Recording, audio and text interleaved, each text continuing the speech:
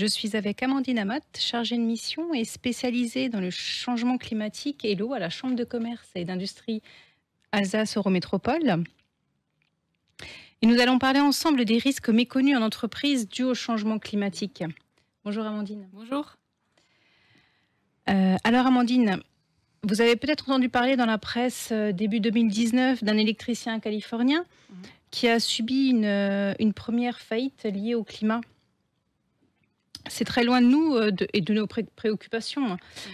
Sommes-nous à l'abri? Et est-ce que le risque existe en Alsace? Oui, alors sommes-nous à l'abri? Je peux vous dire, la réponse est plutôt non. C'est vrai que cette expérience a eu lieu assez loin de nous, mais malgré tout, le changement climatique, ça reste un risque global. Donc c'est vrai qu'on a des problèmes qui sont déjà identifiés en Alsace. Donc je vous rappelle que l'engagement des accords de Paris, c'est de réchauffer au maximum, dans la limite du possible, à 2 degrés d'augmentation au niveau mondial. Et en Alsace, on est déjà à 1,4 degré et on s'approche d'ici 2024 à 1,5 degré. Donc ça, c'est une moyenne qui est générale pour l'Alsace, mais qui cache des effets vraiment intenses et extrêmes locaux. On parle de canicules de plus en plus fréquentes. Donc 2003 reste la référence, mais on a des canicules quasiment tous les ans, tous les 2 ans. Des sécheresses beaucoup plus intenses aussi. Depuis 2012, on n'a pas eu une recharge suffisante des nappes phréatiques. Depuis 2015, beaucoup de sécheresses sur toute l'Alsace. Et des fortes précipitations aussi qui sont beaucoup plus nombreuses, notamment au printemps, donc à la fin de l'hiver. D'accord. Et est-ce qu'on a connaissance des secteurs ou des métiers les plus impactés? Alors oui, donc nous à la CCI, on a des diagnostics qui nous permettent de rencontrer les entreprises pour identifier les problèmes concrets sur le mode de travail, sur les outils de travail. Donc on a identifié que les entreprises les plus vulnérables aujourd'hui sont celles qui ont besoin de beaucoup d'eau, celles qui ont besoin de matières premières issues surtout de l'agriculture, et aussi celles qui importent beaucoup de matières premières, puisqu'il y a une dépendance aussi du point de vue logistique. Donc ce changement climatique, il a un impact par exemple sur le secteur agroalimentaire, donc qui a besoin d'une eau en certaines quantités, certaines qualités aussi, à une certaine température, ce qui n'est pas toujours évident à contrôler. On a des process aussi au niveau machine, où il peut y avoir des problématiques de surchauffe, des problématiques de mise en mode dégradé, de mise en marche forcée, qui peuvent aussi engendrer des problèmes de sécurité pour les salariés. Et aussi, de façon générale, les salariés qui sont dans des situations beaucoup plus pénibles en termes de conditions thermiques, et ce qui peut engendrer à la fois une baisse de qualité du produit et un délai aussi de production beaucoup plus long ou des retards.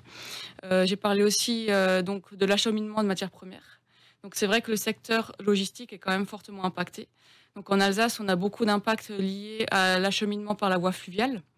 Donc le Rhin est vulnérable aux périodes de basse eau et d'inondation aussi.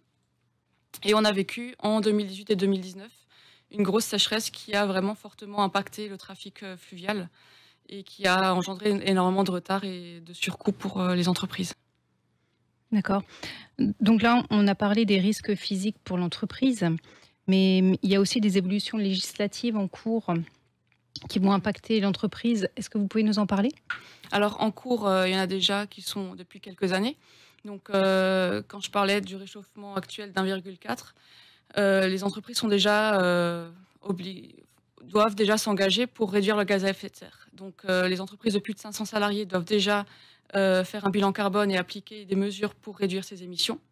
Donc ça, c'est quelque chose qui risque de s'élargir à d'autres types d'entreprises, d'autres tailles aussi, qui va se généraliser. Et actuellement, il y a aussi la loi climat qui est en cours et qui va nécessairement imposer aux entreprises de nouvelles contraintes et qui peuvent, pour certaines, être des opportunités finalement, puisqu'il y a aussi l'aspect de relocalisation qui peut être pris en compte là-dedans, de la production d'électricité proche des sites d'entreprise. Mais il y a tout un effort aussi au niveau mobilité et transport qui va être demandé, donc modification de la flotte de véhicules, changement, remplacement, amélioration de certains outils de production aussi. Donc il y aura bien nécessairement des accompagnements financiers, mais l'entreprise aura quand même à s'adapter sur ce point-là. Et autre chose, c'est par rapport à la vulnérabilité.